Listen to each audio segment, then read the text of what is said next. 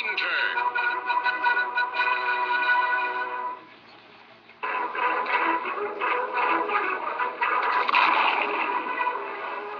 Yes, in case you can't hear, we are going over Lone Ranger. Hi-ho, Silver! Away! Yes, the classic saying of that show. And I can't wait to go over this because this one's been a long time coming. So let's get into this. Little did you know that the Lone Ranger actually started as a radio show in Detroit, Michigan, in 1933. Yeah, I know. Right? I was shocked. It was shocking to me that that I found that out. But after its radio days in 1947, it became the amazing classic TV show as the older generation knows today. So the question is, does it measure up? Uh, what will make this just as good as the hit TV show? Well, the origin was somewhat on target. Dan and his little brother, John, and the rest of the Rangers get ambushed by Butch Cavendish and his men. He kills them all. John is actually the only one left standing or lying down. So then he fights crime under the alias of the Lone Ranger. Yes, that is pretty much just what they have down as the actually base of the storyline of the TV show. It's pretty much what it is. There's a little glitch. I mean, some people don't really care. I really don't care. Some people do. Apparently, the Lone Ranger didn't have a badge, and here he has a badge. So, yeah, who cares? That and the characters' names were well the only thing that were accurate, and the diehard fans now all right, because they'll notice that the diehard fans will definitely notice that, and it's probably a problem if it's the only thing that's actually you know accurate. Now this film was obviously done for the new generation, which is fine. If it's done right, with the right people and the right directors, it's fine. But this one was not. First off, you're introducing a new generation to one of the most popular radio TV shows to ever air. You need to make sure that the characters are actually accurately portrayed from the origin story. Right is right. Otherwise you're just making it on your own, which again is fine. You're just making it on your own merit and purposely wanting to piss off the generation that grew up with it. That's pretty much where you're going with that.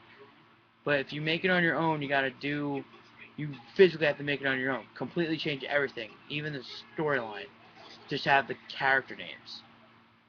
Um, it, Not to mention that it did feel like it was being pulled in completely different directions.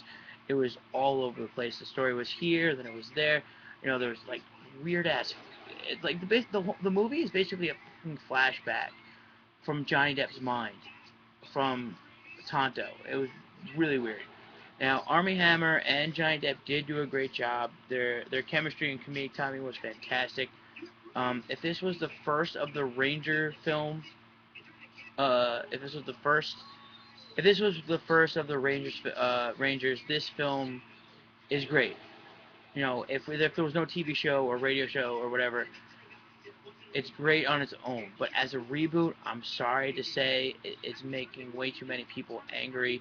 Even with the decently well done casting. I mean, William Fichtner as Cavendish, Tom Wilkinson, Helen Bonham Carter, a big surprise in a Depp film. James Badge Taylor for a small fraction. They were great, but I'm sorry to say, as a reboot, it did not work for me, and I really hate saying that. Okay. There are some great things about this film, starting with the visuality. It's actually fantastic. The explosions, the horse riding, the train fights, everything, all the way down to the actual physical scenery behind them. Uh, what I found, is what I found great about this film. Now, what else I found great about this film is that it was fantastic on its own. Its Depp's comedic timing with Hammer and the horse. Yeah, if you don't believe me, watch the film. The three of them were just funny as crap. Uh, I There wasn't a moment where I didn't laugh at one of Depp's antics as Tonto. Um, the only problem I had with Tonto is that um, the bird on his head, not a big part of the show. He didn't. He was basically in regular Native American garb. He wasn't like a. He didn't have a bird. He didn't have the makeup. He just had. He was a regular person. With regular Indian garb. But they put it way over the top. And again, for the new generation. Um, like I said, I laugh constantly. It's a bit weird in the beginning because you don't know where they're gonna go with the story, but but Depp is apparently telling the story to a little boy who you do if you really look at him, and you know him from a couple movies if you actually look at him, not when you look him up. But yeah, he's telling the story to a little boy, and then the makeup on him to make him an old man was absolutely fantastic. I really did like that about this. But that's partially part of the visuality of the film. But to be completely honest here, I'm not going to recommend it. It's only because I know all the people who love the original show and the TV show and or the radio show are probably and most likely going to hate it because that's where a lot of people are coming to me saying, the older generation seems to hate it, but they love Depp though for some odd reason. If you do want to check it out, go ahead. I'm definitely not going to stop you. Personally, I would wait for the DVD or something. Uh, it's good, but it's not good enough for me to see this again and again. And definitely don't want to buy it. It's definitely a renter or get from the library for free. Um, but what you could do again and again, yes, is me saying this every day. Please subscribe to my channel. You can click on Gru right there. Um, you also share my videos with Facebook and on Twitter for awesomeness. I should be caught up on my films. I did see Kevin Hart. Let me explain. It was awesome. I cried from laughing too hard. There is going to be no review. I'm very sorry about that. It's not really it's not technically a movie, but I loved it. If you do want me to do one, let me know in the comments below. But our next film is a mystery, and I'll just let you know what's going to be next. So just make sure you guys stay tuned. That's how you're going to know. Stay tuned, guys.